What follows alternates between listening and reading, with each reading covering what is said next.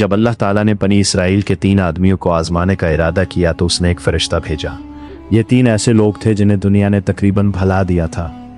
उनमें से एक कोढ़ी था जिसका जिस्म इस कदर ख़राब हो चुका था कि लोग उसके करीब आने से भी घबराते थे।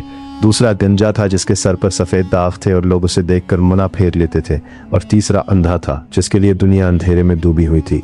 फरिश्ता इंसान की शक्ल में सबसे पहले कोढ़ी के पास आया और पूछा, तुम्हें सबसे ज़्यादा क्या चीज़ चाहिए? उसने जवाब दिया, मुझे साफ जिस्म और अच्छा रंग चाहिए, लोग मुझसे नफरत करते हैं। फरिश्ते ने उस पर हाथ फेरा और उसी लम्हे उसकी बीमारी ख़त्म हो गई। उसका जिस्म साफ हो गया और उसका रंग खूबसूरत हो गया। फिर फरिश्ते ने पूछा, तुम्हें कौन सा माल ज़्यादा पसंद है? उसने कहा, ऊँट। फरिश्ता ने उसे एक हामिला ऊँटनी दी और कहा, अल्लाह तुम्हें इसमें बरकत अता करे। फिर फरिश्ता गंजे आदमी के पास गया और पूछा, तुम्हें सबसे ज़्यादा क्या चाहिए?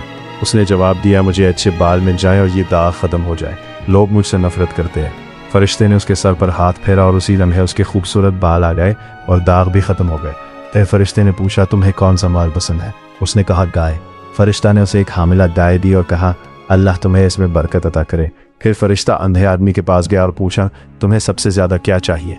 अंधे आदमी ने कहा, मैं चाहता हूँ कि अल्लाह मुझे मेरी आंखें वापस दे दे ताकि मैं लोगों को देख सकूँ।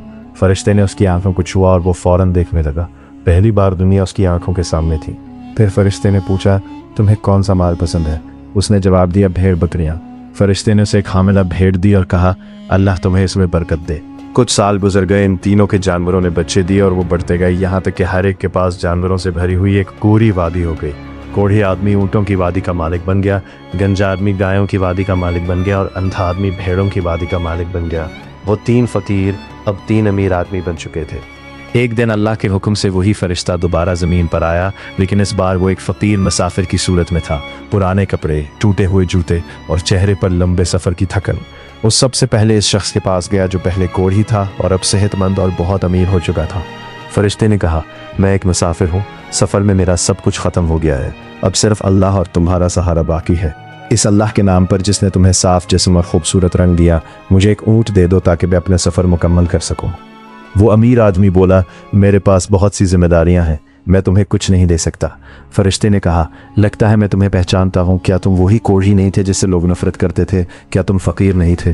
फिर अल्लाह ने तुम्हें ये सब कुछ अता किया? वो आदमी फ़ौरन बोला, नहीं, ये सब मुझे अपने बाप दादा से मिला है, ये मेरी विरासत है।